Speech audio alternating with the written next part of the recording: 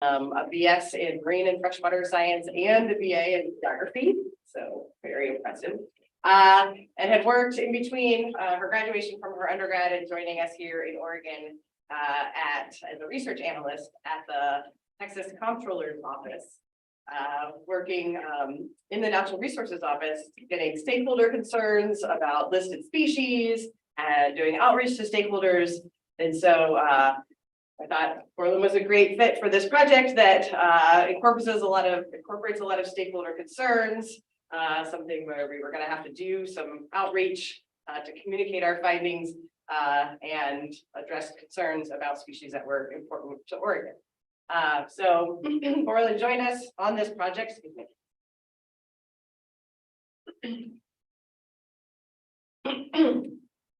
But has been a real asset to the lab in so many other ways that has really been important for our work over the last couple of years. Borland's amazing at sea.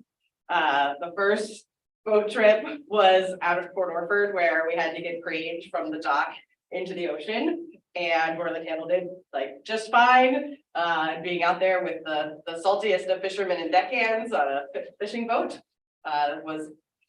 did great. But Borland's been on almost every cruise for every one of my other projects since, because they're so capable at sea.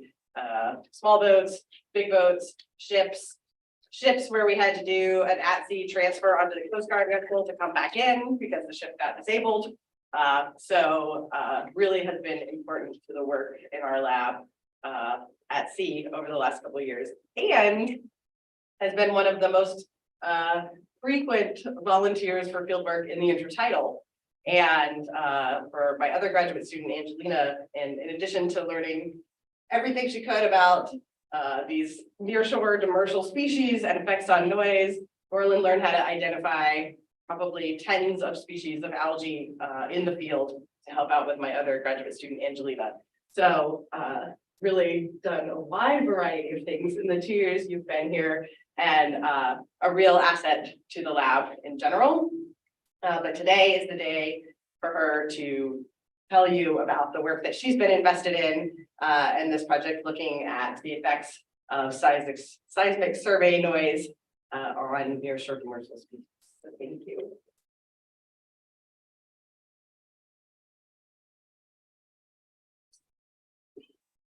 So yeah, as Sarah said, this is my master's thesis work. I'm looking at the effects of seismic survey vessel noise pollution on species in Commissioner Oregon.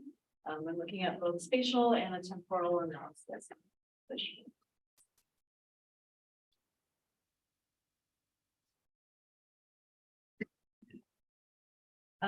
So sound is really, really important in the ocean. Water is actually extremely dense. It's much more dense than air. So sound travels a lot further in water than it does in air, like we're used to in humans. Sound is also really important for biological processes. Species use it for searching for food, looking for mates, finding predators, and also communicating with constants. So anthropogenic activities are increasing in nearshore waters, and this is also causing anthropogenic sounds to increase as well. Things like offshore shipping vessels. Shipping vessels are actually the largest and most common source of anthropogenic noise in the nearshore environment. We also have things like recreational and commercial fishing. So some other types of anthropogenic noise that are louder and less frequent. On the left here, we have a seismic survey vessel. These things are typically used for mapping sub-sea floor tectonics. So what happens is the vessel will shoot air guns down at the seafloor and then will reflect back to the vessel towing an array of hydrophones.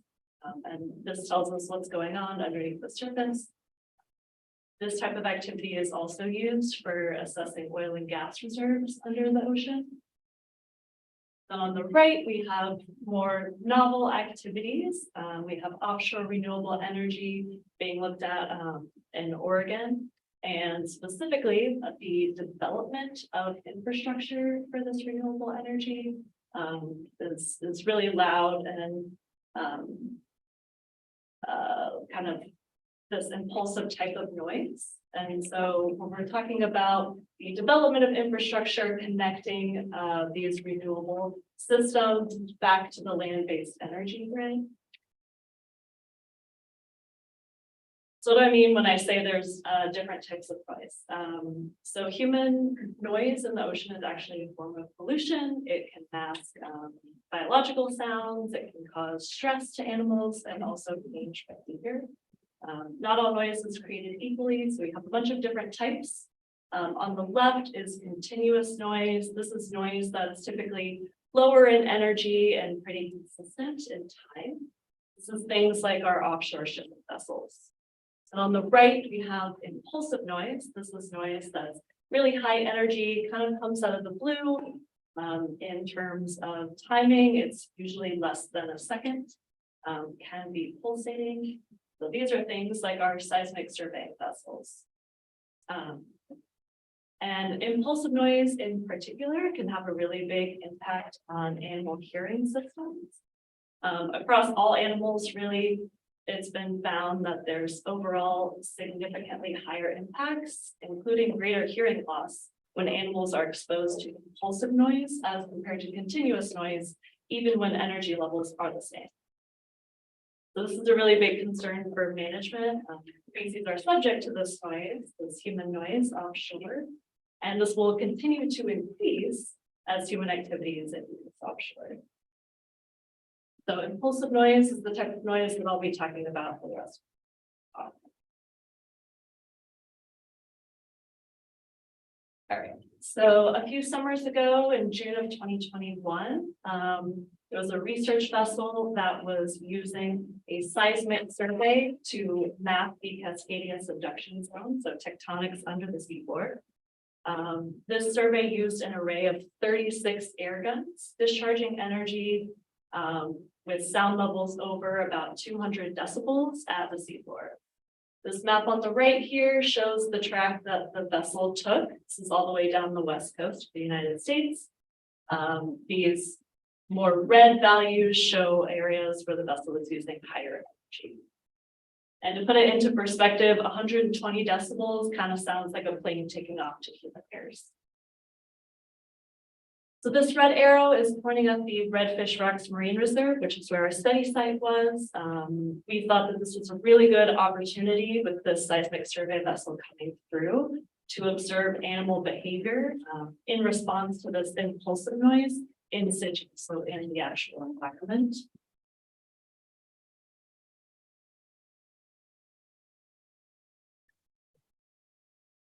So we chose the Redfish Rocks Marine Reserve in particular because it's a nearshore rocky reef habitat. This is really high quality habitat for nearshore species. And I wanted to specifically study the behavior and movements kind of as this immediate and startle response to this noise in animals that aren't mammals. A lot of the studies that are looking at the impacts of this impulsive noise on animals are focused on these charismatic, kind of larger marine mammal species. But fish can hear too, and they matter. So the overall motivation of this project is to understand changes in responses to this impulsive type of noise.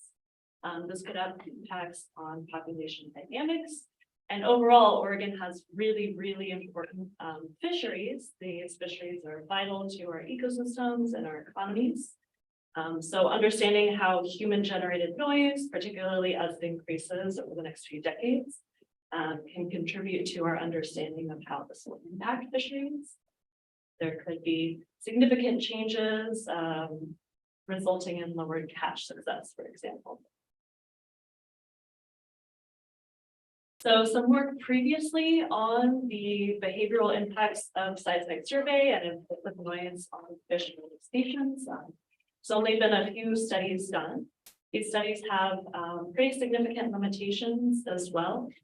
There have been Mostly studies done in field enclosures only, which is very different environment from the near shore. There's also only been one single air gun used in a few experiments. It's really different from actual seismic surveys, like I mentioned, use an array of multiple air guns. Other studies have used catch per unit effort as a response only, which can provide good information, but also doesn't really give us an idea of specific finer scale movements or movement metrics. And there's also not much work done to look at species specific responses in response to the same noise disturbance. So overall, the general consensus appears to be from these limited studies that there's an immediate behavioral response to the seismic survey noise, and then that response is attenuated over a few hours or at most a few days, with very little actual lasting impact to behaviors on these animals. All right, so to address these concerns, my overall question was, how do these nearshore animals respond to seismic survey noise within the Redfish Rocks Marine Reserve?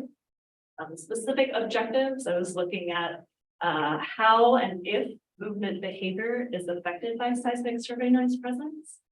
In addition, I wanted to characterize any changes in spatial use within the marine reserve in response to presence of the seismic survey noise.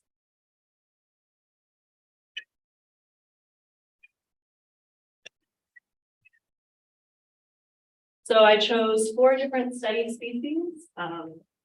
I chose these because they all have different physiologies and behaviors that might result in different species-specific responses to noise disturbance. So from top to bottom, we have black rockfish. This species is semi-pelagic, which means it uses the water column habitat part of the time and also lives on the seafloor part of the time. They exhibit a lot of vertical movements just in general. China rockfish are a demersal species, meaning that it lives mostly on the seafloor. They're not mobile. They will pick a spot on a rock and live there their whole lives. Ling cod are also demersal. They've been known to make excursions at random times of the year. These are about 7 to 14 days. They do exhibit high site fidelity, and so they will return to their home area. And Dungeness crab are also demersal. They're seasonally mobile, but this is variable year to year. Also depends on their life stage.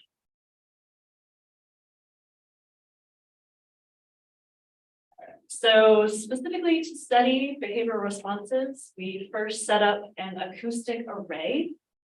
This is to look at telemetry or movement tracks to study our species in this area.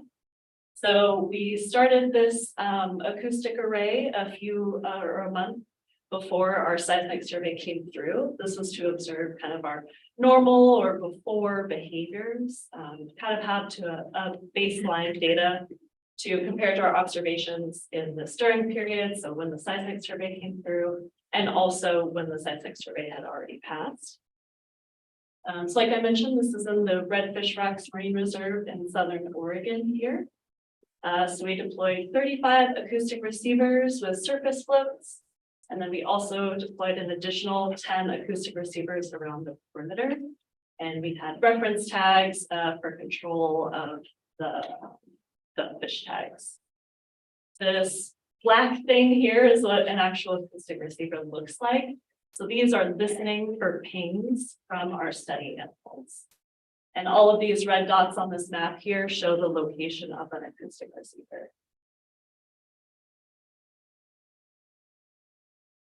Right. So our acoustic receiver array listens for pings from our tagged animals. This system uses pings at about 69 kilohertz, which is pretty high frequency. Our airgun blasts were much lower frequency than this, and so we shouldn't expect any masking from our tag pings by the seismic survey. And also how we designed the array was designed to overlap in animal detection, so we shouldn't be missing any animals that are swimming around in the bay. And finally, we deployed the noise spotter, which is a system to actually listen for and characterize received noise levels within the study site. This was developed and implemented by our collaborator, Dr. Kausar Mukumar at Integral Consulting. So this will give us exact received sound levels that our fish and crab are hearing, so you can characterize the noise level of the study. So for our actual study animals, we fished for and acoustically tagged 45 animals total, 15 each for our species, so like Dungeness crab, black rockfish, China rockfish, and lingcod. These tags gave us position, acceleration, and depth for black rockfish. Our crab tags were glued onto the carapaces with super glue. These are cute little backpacks. And then our fish had their acoustic tags surgically implanted. We also can get metadata information from these tags, such as time of day, the actual date, and which receiver that observation was detected on. And this is our field team that was fishing for and tagging these animals. We have Dr. Sarah Hingle, my advisor, Dr. Scott Happel, Dr. Taylor Chappell, and our collaborator, Tom Calvini, down in Southern Oregon. All right, so these are what our actual sound levels look like. This is the data we received on that noise spotter. So these three kind of clusters on this graph on the left here are before, during, and after periods.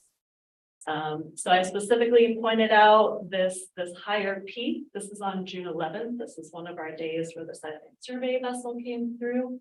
These are sound pressure levels.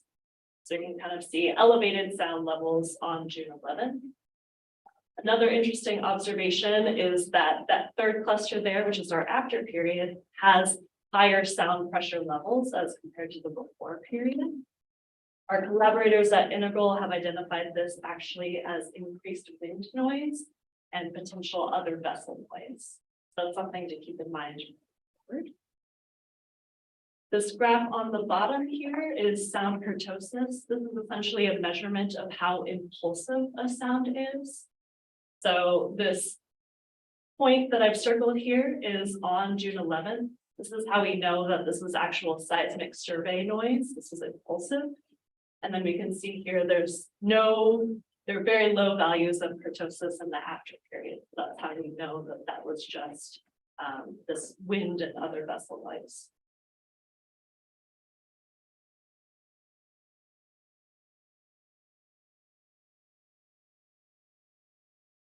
All right, so using those sound level data, we can define our periods of study. This was done by Dr. Catherine Keel, also at Integral Consulting. So this is what I mean when I'm talking about before, during, and after moving forward. They have about 3 weeks of data in the before period. This is May 18th to June 10th. This is when we had no seismic survey vessel noise present. June 11th and June 18th are the days we identified the seismic survey vessel as being present. We have about 4 days in between where there was no seismic survey vessel noise present. And then we have about 3 weeks afterwards, June 19th to July 11th. This is no seismic survey vessel noise present, although again, we do have elevated overall sound pressure levels.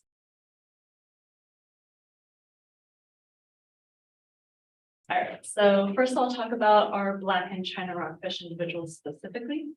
Our hypotheses for these, if you'll remember, we had 2 objectives to look at behavioral metrics and then spatial use.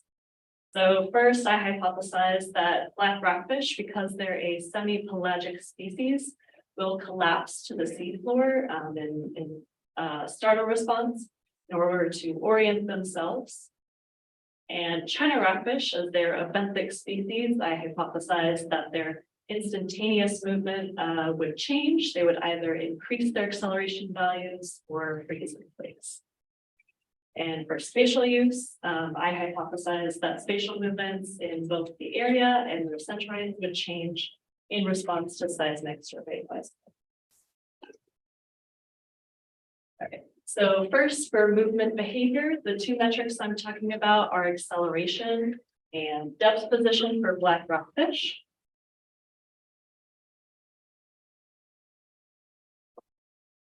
So I evaluated changes in acceleration and depth. And in fact, I calculated the height off the bottom instead of using depth position for our black rockfish, using bathymetry data collected within the Redfish Rocks Marine Reserve in particular.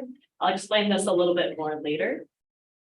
I then sampled our data to standardize for a number of observations. So if we remember, we have 3 weeks of a before and after period and only 1 day or 2 days of our kind of during seismic survey noise present. So first I binned these 3 weeks into 7-day periods. And then for each 7 days, I sampled observations at every 30-second interval to kind of create essentially a representative day of those 7 days. I then used repeated measures ANOVAs to examine differences in these two metrics between our survey periods. All right, so depth versus height off of bottom. So what we obtained from our acoustic tags are depth position. And so these two black rockfish here, for example, would have the same depth position. But ecologically, what we're looking for is this fish collapsing to kind of a hard substrate. And so these two fish would actually have a different height off the bottom, which is what we're actually looking for. So we can use the seafloor level using the bathymetry data, subtracting our depth position obtained from our acoustic tags to get the actual height on the bottom position of this fish.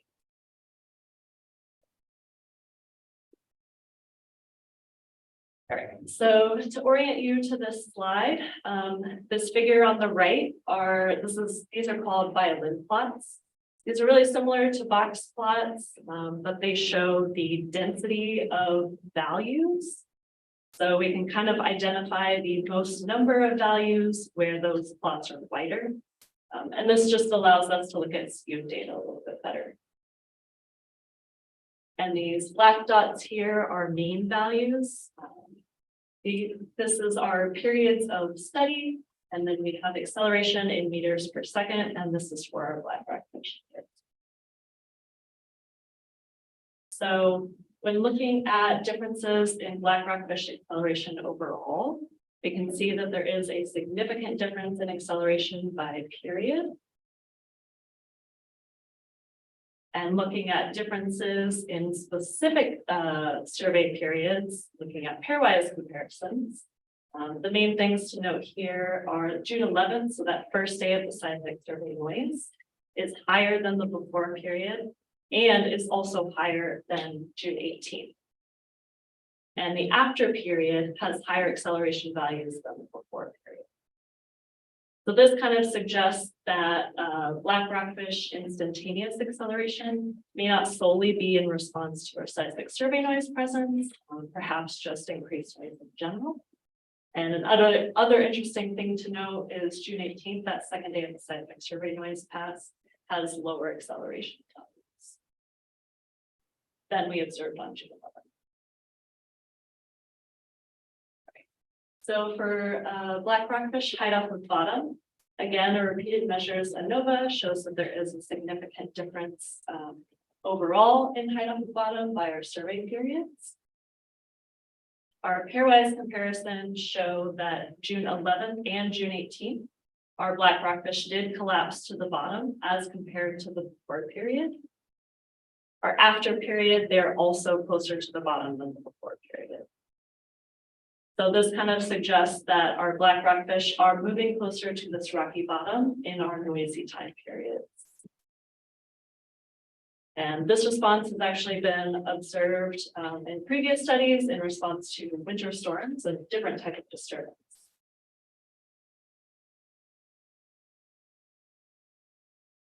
All right, for China rockfish acceleration, overall, another repeated measure as ANOVA shows there is a significant difference in acceleration values by survey period.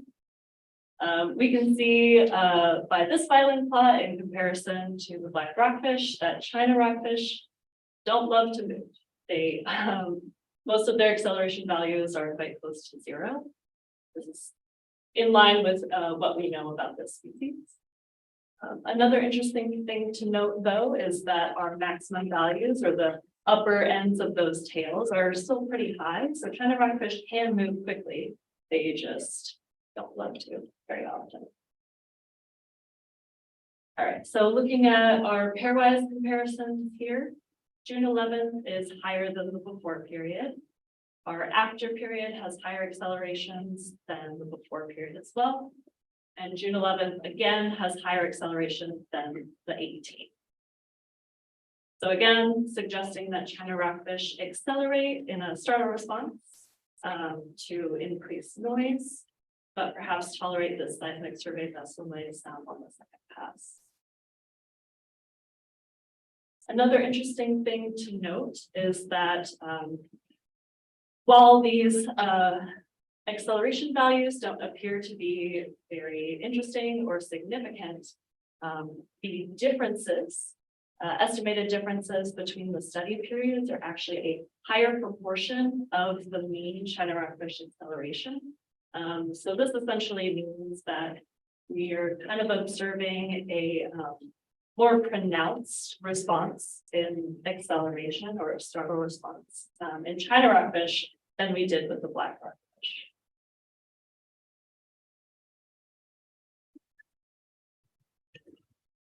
Okay, so to recap all of that for our rockfish, black rockfish responded to the seismic survey noise with higher acceleration on June 11th.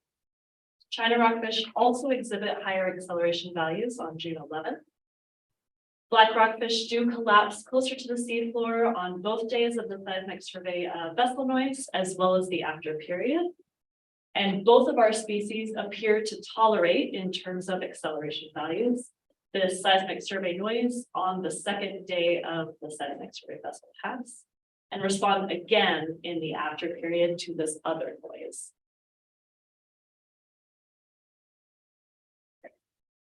Moving on to our second objective, looking at spatial use. The two metrics I'm looking at here are area and distance. So I evaluated changes in overall use of space within the Marine Reserve study site.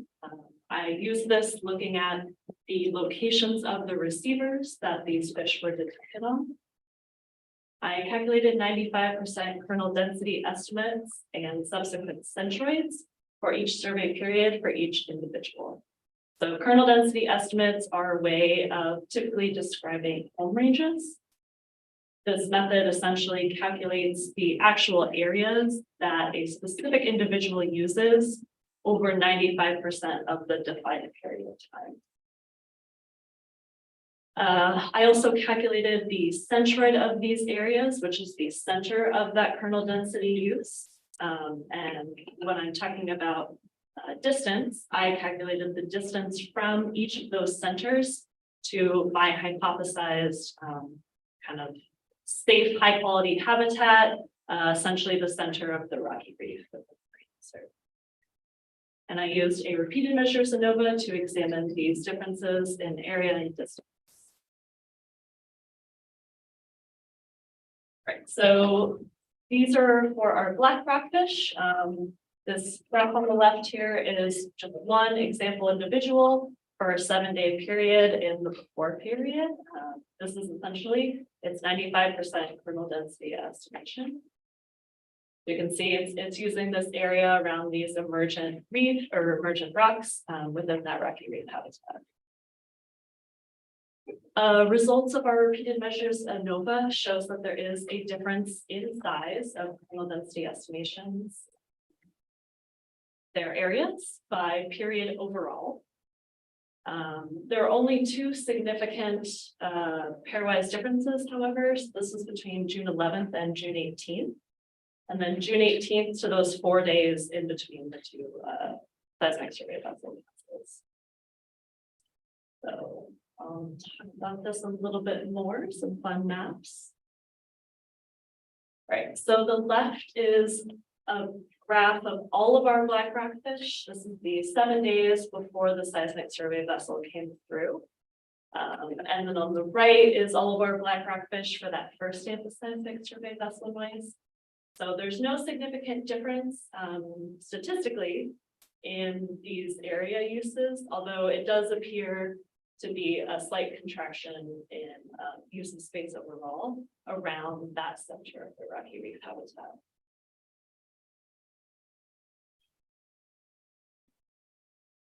All right, so another comparison, the left is that first day of the seismic survey noise pass.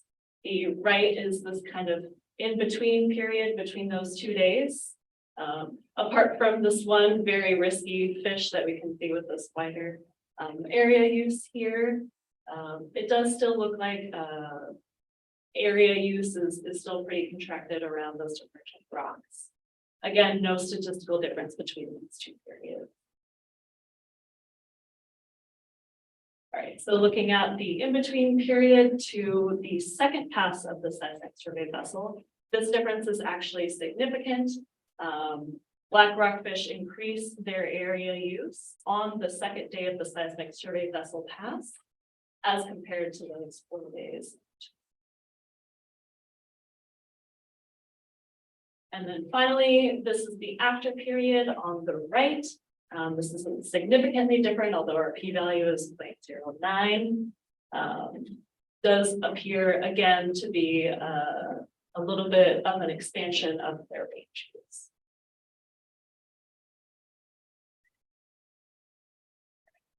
So for our China rockfish, this graph on the left is just an example fish. This is its entire use of space during the entire survey period. So, like I mentioned, China rockfish do not move.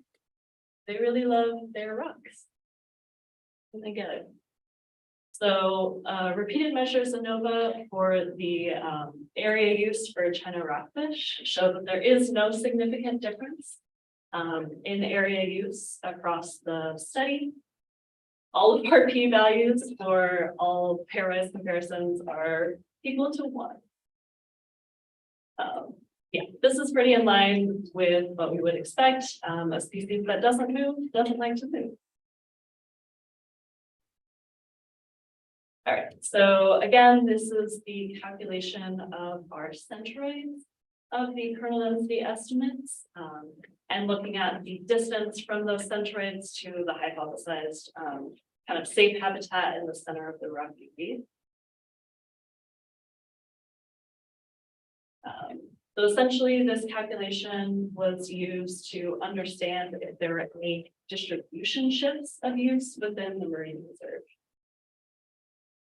The repeated measures ANOVA in these differences shows that for both rockfish species, there's no significant difference in where they're actually concentrating their use of space around. This means that even with those differences in area use in the black rockfish, they're still concentrated around the same area.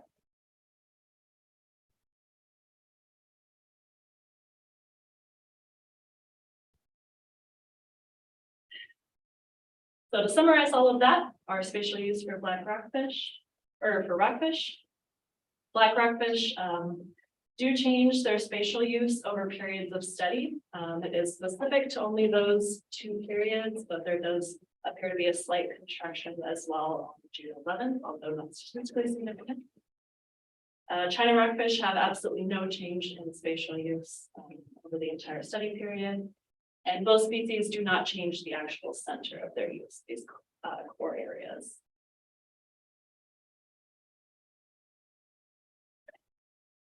So now we'll look at our link cod and Dutchman's crab. So again, our 2 objectives, looking at movement metrics. These are both demersal species, so I hypothesized that they would exhibit starter responses by changing their acceleration values, so that instantaneous movement.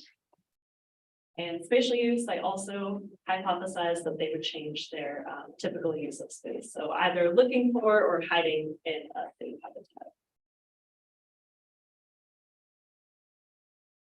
All right, so these are for our link cod. This is a graph showing the number of individuals that we detected across each period of the study.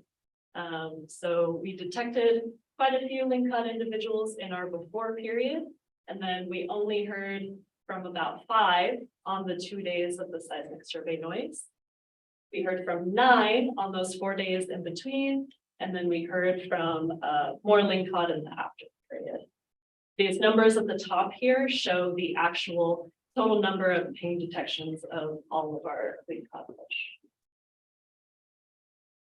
So this is showing that we didn't really detect a lot of our tagged fish in those 2 days of the seismic survey vessel noise. It's kind of difficult to draw concrete conclusions about the link cod behavior in response to the seismic survey noise. The timing is interesting, however, this lack of detection of link cod in those 2 seismic survey days could actually be the response, the behavioral response. They could be leaving the acoustic array in search of safe habitat or just as sort of response. They could also be hiding within rocky crevices, so our acoustic receivers can't actually pick up the tag pings. This could point to kind of like a freezing in place or a hiding response. I think that's probably most likely because we did hear from more link cod in those 4 days in between. Another option is this could be an excursion. Like I mentioned in the beginning, these link cod do go on multi-day excursions. I think this is probably more unlikely though, because like I mentioned, we did hear from about 9 link cod in those 4 days in between. So it's unlikely that they would leave for a day and then come back and then leave again. So for the few individuals that we did detect, this graph is showing the acceleration values of our link cod. The numbers on top here are reminding us of the actual number of individuals that we detected. Link cod are kind of similar to China rockfish in that overall they don't accelerate a lot of the time. They do prefer to kind of hang out and sort of ambush their prey. So you can see this with the wider values on the very low end of this acceleration. So for the few observations that we do have in those seismic survey periods, it actually appears to be the opposite response of our rockfish. So our link cod appeared to accelerate less on June 11th. You can see this with a lower mean value as well as a lower maximum value. And then they appear again to go kind of back to normal acceleration values on June 18th, that second day of the seismic survey noise. All right, so our Dungeness crab left the acoustic receiver array pretty early on, which is pretty unfortunate. So again, difficult to draw conclusions on the response of Dungeness crab to the seismic survey noise. This is again a graph showing the number of individuals we detected during the study period. And the numbers on top show the total number of ping detections that we have for those periods for all of our individuals. Like I mentioned, we lost a lot of our Dungeness crab individuals in those, starting in those periods of seismic survey noise, and they did not return in the after period. Some previous work on the responses of crustaceans to impulsive androgenic noise has shown a really wide range of results, from a significant impact to no change in their movement metrics. Particularly in their distribution in space. Other physiological studies have shown there's little to no response. But some hypotheses suggest that crustacean fitness might be reduced over time, which could result in decreased movement and decreased bearing activity.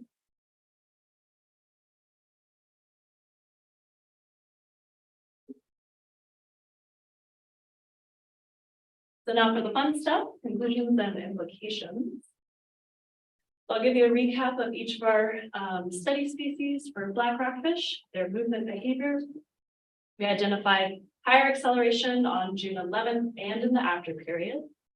For a height off of bottom, we observed black rockfish collapsing to the bottom in response to all types of noise or elevated noise. For spatial use, there was a significant contraction in their use of space on June 11th compared to June 18th. For China rockfish, there was elevated acceleration on June 11th and in the after period. There was no change in spatial use in response to noise. For lingcod, we only detected 5 individuals during those seismic survey days. Like I mentioned, this could be a coincidental excursion. They could have left the array as a response to this seismic survey noise. And another option is they could be hiding within rocky crevices and just didn't ping the receivers. For the individuals that we did observe, there was decreased acceleration on June 11th, and then increased acceleration values back to this normal before period over the 12th. Dungeness crab, we really need further work to observe the impacts of noise on this finer scale movement. So overall, the results that I found are pretty in line with previous work for the impacts of impulsive noise on animal behavior. These behavioral responses tend to go back to normal observed values after a few days. Additionally, the actual response is species specific, so our China rockfish not changing spatial use, black rockfish do, that kind of thing. Another thing to note is the marine reserve appears to be functioning as a refugia habitat for rockfish. You can see this with their actual core, the rockfish core area not changing. And the behaviors we observed in the seismic survey periods are similar to those we observed in the after period in response to the higher wind noise. So this means that perhaps behavioral changes aren't specific to anthropogenic sources.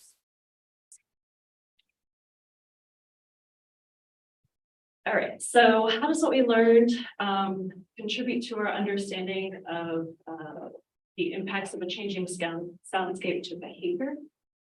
There's a pretty clear behavioral response at first to impulsive noise, which can kind of inform the impacts of any future infrastructure development with a similar type of noise to what we identified with the seismic survey noise. However, development projects will take a lot longer and they also are not mobile, they'll stay in the same place. So there are longer time frames in the range of the hearing of these animals. So we really need to kind of focus on a repeated and prolonged exposure rather than just 2 days to understand how infrastructure development will affect these animals. Another thing to note is we didn't collect any physiological data of our study animals, so we don't actually know what's going on internally with these species. So even if we notice a kind of tolerance and behavioral response, there could be still stress responses. And to kind of follow up with that, previous work on physiological responses to impulsive noise has shown that fish kind of exhibit an elevated ventilation and higher stress up to about 4 to 12 weeks of repeated exposure. After this time, there appears to be kind of a tolerance and physiological response. The authors are not sure whether this is just tolerance or an actual hearing impairment. And further work could be done for other species in other ecological roles, such as highly migratory species, also lamprey species, both use more kind of pelagic habitats.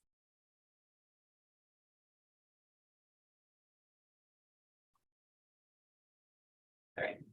So the main takeaway is marine animal behavior is extremely complex and certainly affected by changes in the soundscape. And future work should continue to investigate kind of the implications of increased human activity in this offshore environment. Thank you.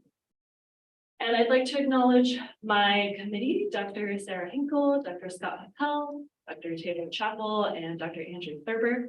Our collaborators, Dr. Kausra Kumar and Dr. Catherine Keel at Integral, Captain Joel Perky, who was integral in helping us tag and collect our acoustic receivers in Port Orford. Tom Calvanese, who's in charge of the station down in Port Orford, and Dr. Lee Rasmussen at ODFW for a lot of our code help and obtaining different resources. My Hinkle Lab members, Angelina, Matthew, and Sarah Hardesty. Of course, project support from BOEM, NSF, Oregon Sea Grant, and ODFW, and my friends. Questions?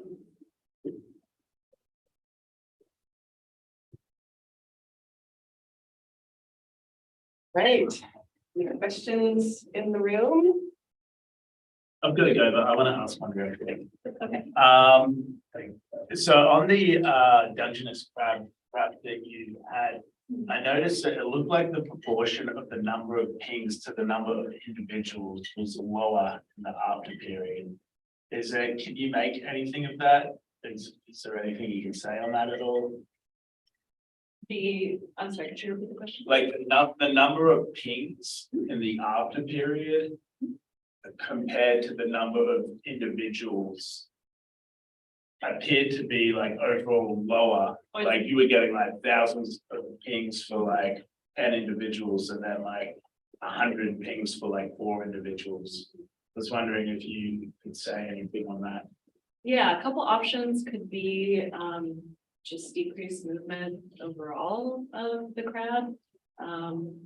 Because we kind of saw these crabs like actually leaving the array, it could be, you know, maybe they're in a different area and they're kind of pinging like the very perimeter of the array.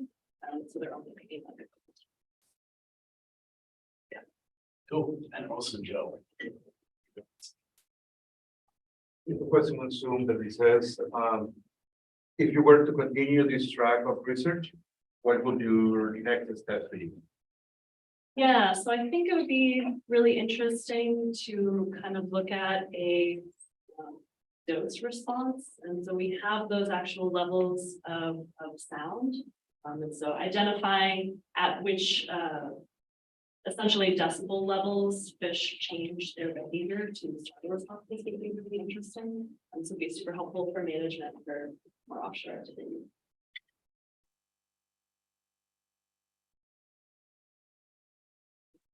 Is there any way you guys know that any of the species you guys tag are predated or not? It could be like in the stomach of another fish or something else, like predated, like they were eaten.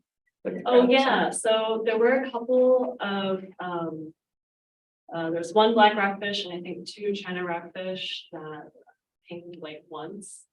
Right when we tagged them and yeah. And then there was one Dungeness crab that just pinged consistently, like throughout the entire study periods, every 30 seconds, but it didn't move at all. And so we think what happened is that crab was like rubbing its carapace on something and the tag just fell off.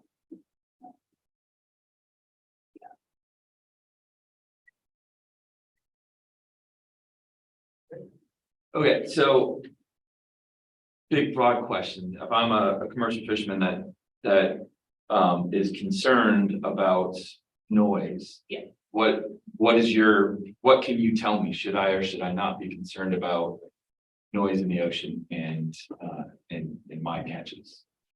I think you'd probably be okay. I think certainly when like really loud anthropogenic noise, like perhaps on the first day or the first few days, you wouldn't want to go out and fish for them, probably because they're hiding. But it appears that there's at least a tolerance and response after a few days. So yeah, I think at least in terms of movement, perhaps your catch shouldn't change after a few days. Not sure about stress response. It's important to note there have been studies that look at the actual quality of feet after like prolonged stress response, and quality appears to decrease. So that's something else that we could get to be a concern. Did we detect any tags in the array that weren't ours? I think yes, I think we detected one, and I'm not sure what the answer to that was. I think we were looking for those. Was it a pattern? I don't remember. Was it during the service seismic survey time, or was it outside of that seismic? I don't remember.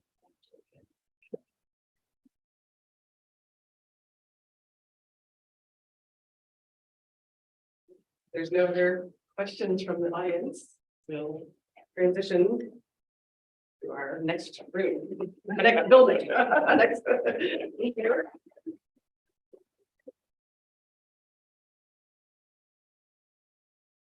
Great circle around to print that form. Okay, I mean, you don't have to print it, like, you can